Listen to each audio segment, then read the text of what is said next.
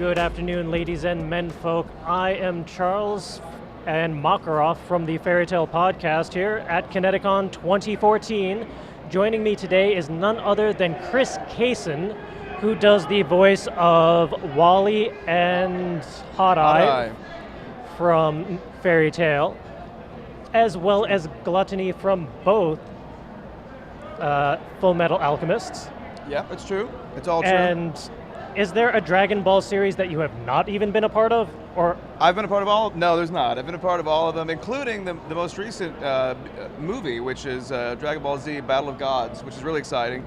And I get to play a character that I played not in Dragon Ball Z, but in Dragon Ball, Agent Shu. And so it turned out really great. The movie looks great, and I look forward to seeing it in the theater. So I'm also looking forward to it in theaters because it looks awesome. Yeah. But we are hoping to get just a few quick questions from you while you are here about Fairy Tale. Okay. What was it like playing two brothers? So you're kind of having both of the block type characters in the series so far? It was great being blocky.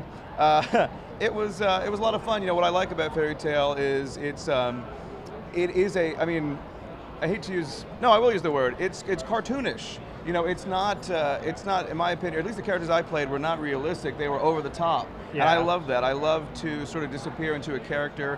I love the challenge of changing my voice and trying something different. And I loved it. Now, I don't think I've ever played brothers before, so that was new. But it's a great series. And if you don't believe me, ask Todd Havercorn and Tyler Walker, the director, who both have tattoos of the show on their person. So, you know, and I'm thinking about maybe getting a tattoo, so maybe it'll be Fairy Tale, I don't know.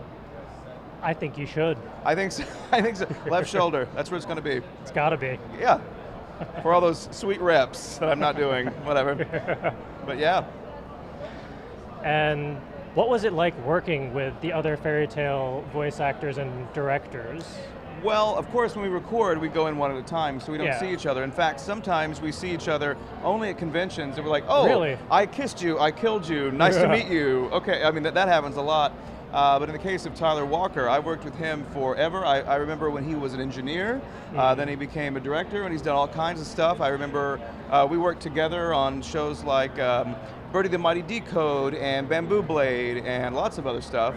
And he's a great guy. I've known him for a long time.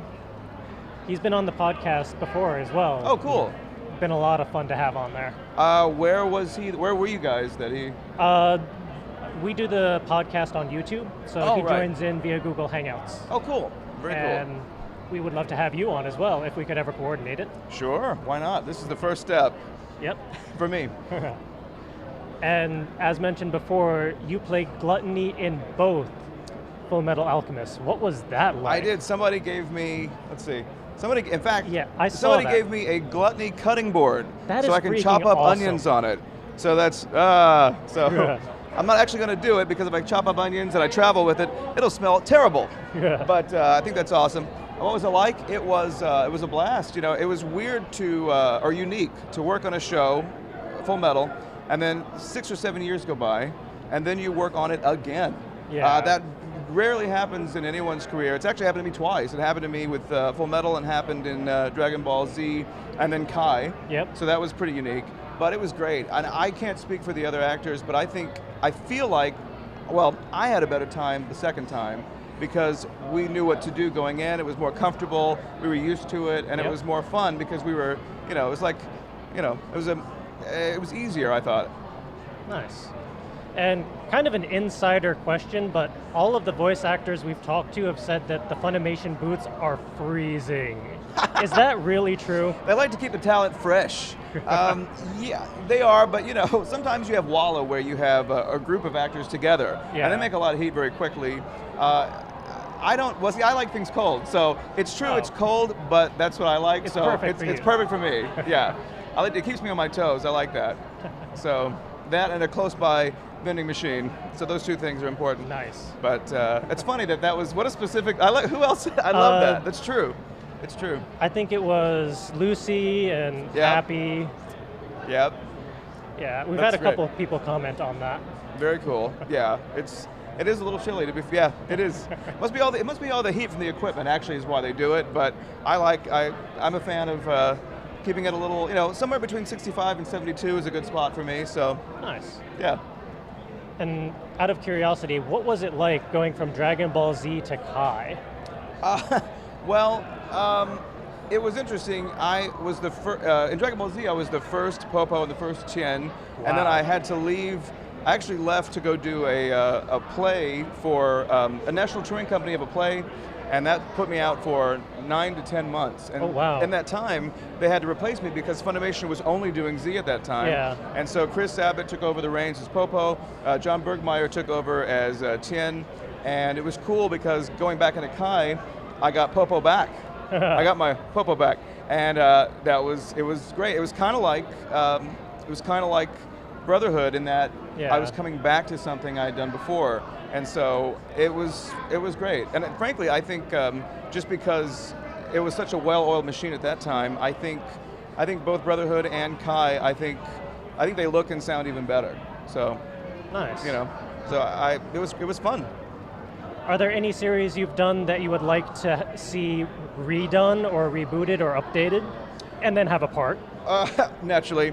Well, there were a few shows that I wish kept going. They couldn't keep going for certain business reasons, but obviously I play a character in Sergeant Frog called Tararu, and I wish that dub would continue, and Hanai and School Rumble, and Babbitt and Kodacha, and I wish there are some series I just wish the dubbing would continue. I know that I was a few characters on Case Closed or Detective Conan. Nice. And I directed about 30 of those episodes, and I loved that show, and I wish we were still working, I wish I was still a part of that again, because it was, well, two reasons. It was fun and nostalgic for me. So yeah, there are some shows like that, sure. Nice. Would you prefer to be a voice actor on those or an ADR? That's a tough question because I like both. Or both. Well, actually, that's really hard. When you are, for me anyway, when I'm directing myself, I'm my own worst critic. And so, like, if I might ask an actor to do 2 or 3 takes, I would have myself do 5 or 7 because I'm trying to, it's hard to be objective when you're doing it. I have to record it and then run around and watch it objectively and then run back. So I would say one or the other, but not both. So yeah, maybe today I'll say voice acting. Okay. But they're both neck and neck all the time. Nice. And what is it like actually working at Funimation, considering they have some of the best shows out there? Well, it was since I started in '98, it was a chance to watch Funimation grow, and there's nothing like, I guess it's the, I walked 20 miles in the snow story, but it's just really cool to watch a small company become a huge company and still maintain quality control, and it's just, we went from, frankly, in my opinion, very hot booths to now cold booths, which tells you they got, now they got the money for the AC.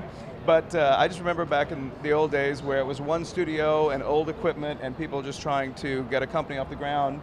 So for me, it's as much about working for Funimation as it is watching a small business become, successful. So I've had a really fun seat just watching it all happen in front of me. So cool. It's been cool.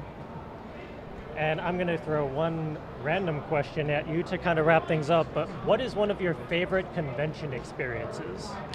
Wow, I've had a lot. I mean, I've had a lot of really, they've all been great in one way or another, or memorable, certainly. Yeah. It sounds kind of like, it's kind of a cliche. It's not, it wasn't like, fireworks went off in my room or anything, but it was, there was a con, I went to a con, it was over my birthday, and they surprised me and took me out to dinner, and they gave me a cake, and on the cake, in the icing, were all the different faces of my characters that I'd done. That's awesome. And I just thought that was the sweetest. That's really cool. That was a warm and fuzzy, and you get that a lot at cons. I find there's kind of like, there's this great feeling at a convention of people being together, and it's warm and fuzzy all around. But that cake, I still remember. That was cool. That was cool. All right, I don't want to take up too much of your time. No problem. I think we're going to wrap this up, but thank you again for talking to us. We really appreciate it. Sure, no problem. It was fun. And we do hope to get you on the Fairy Tale podcast when we can. Okay, I'm ready. We will be in touch. All right, cool. And I have your card. Hooray! Right there. All right, we're signing out. Until next time, all. See ya.